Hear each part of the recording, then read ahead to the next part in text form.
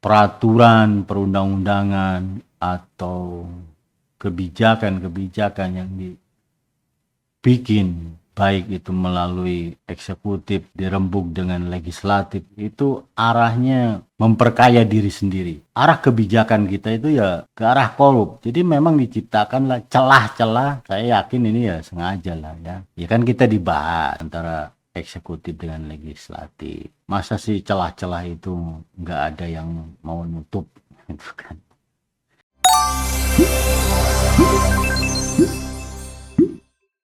Salam Mutiara, jumpa lagi dengan saya Armain Curhatani. Ini memang ya channel untuk sedikit mengkritik ya. Ya kritik itu bagus lah. Gak usah demam terhadap kritik ya. Yang penting ya dari kritikan itu yang dikritiknya mau merenung, mau memahami kenapa orang bisa mengkritik atau mengingatkan lah. Kalau bahasa saya ya mengingatkan, kenapa orang kok bisa mengingatkan saya? Berarti ada something wrong atau ya agak sedikit membelok mungkin ya. Seperti itu ya.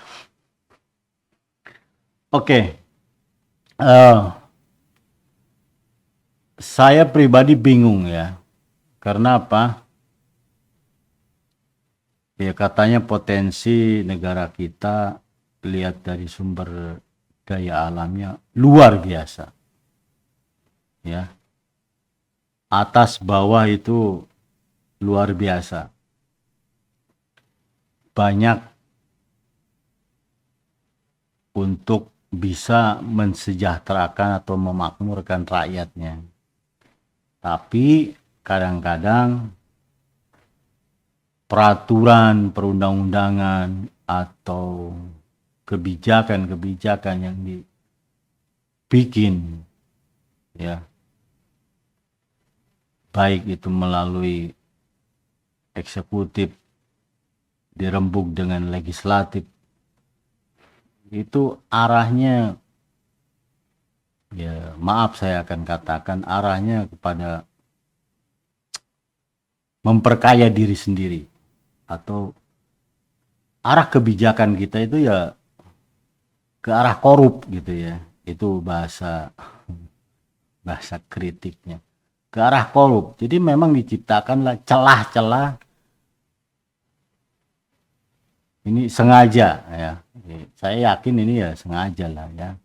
Ya maksudnya gini, ya kan kita dibahas ya, dirembuk antara eksekutif dengan legislatif.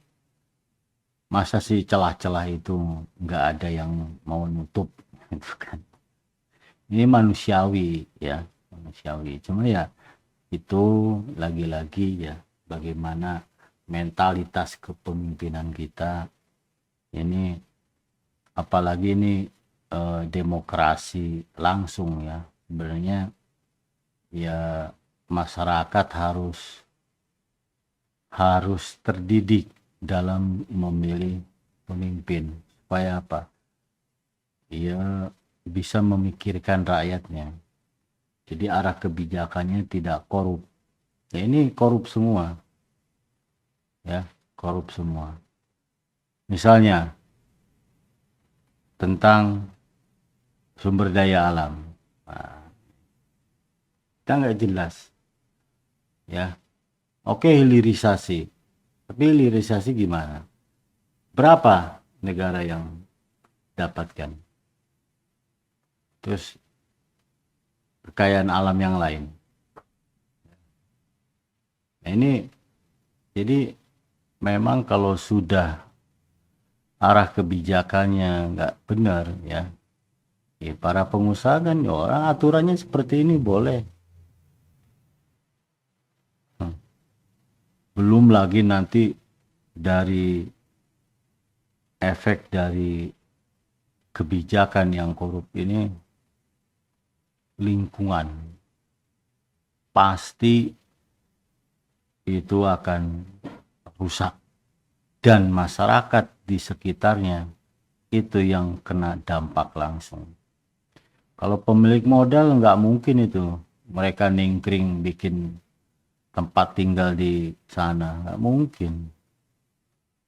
Jangan-jangan ya ningkringnya juga nongkrongnya bukan di Indonesia. Apalagi nanti dari hasil tambang ini mereka di mana parkir uangnya, ya? Atau berapa yang masuk setelah misalnya jual nikel, jual batu bara, masuk nggak dananya ke Indonesia? Jangan-jangan diparkir di negara lain. Ini kita, ya, ini bukan rahasia lagi ya, ini sudah terbuka lah. Dan terkesan bahwa para pemimpin negeri ini ya membiarkan gitu loh. Bohong kalau mereka nggak tahu, bohong ya. Sudah, cuma berani nggak untuk membela rakyat, untuk memakmurkan rakyat, itu aja. Oke, itu gampang loh ya. misalnya nih, dari dampak dari arah kebijakan yang salah. Oke, kita bikin misalnya royalti atau bagi hasil, misalnya jangan jauh-jauh lah ya, jangan di jauh. Misalnya batu yang gunung ya, untuk bangunan ini, untuk gedung-gedung, batu pasir. Nah itu siapa yang dapat konsesi misalnya mengeruk pasir ini misalnya? Oh, si A.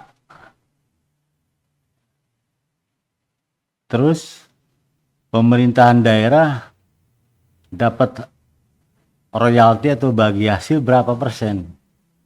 Misalnya pasir, satu truknya itu biaya untuk menggalinya dan macam-macam sekian puluh ribu misalnya, itu dijual ke konsumen, pengepul dan lain-lain, apalah terserah, itu berapa. Nah, nanti pemerintah daerah dapat berapa ya. Misalnya pasir aja ya, pengalaman saya beli pasir ya sekitar satu truk gitu ya mungkin ya 6 atau 7 kubik, itu udah hampir 2 jutaan.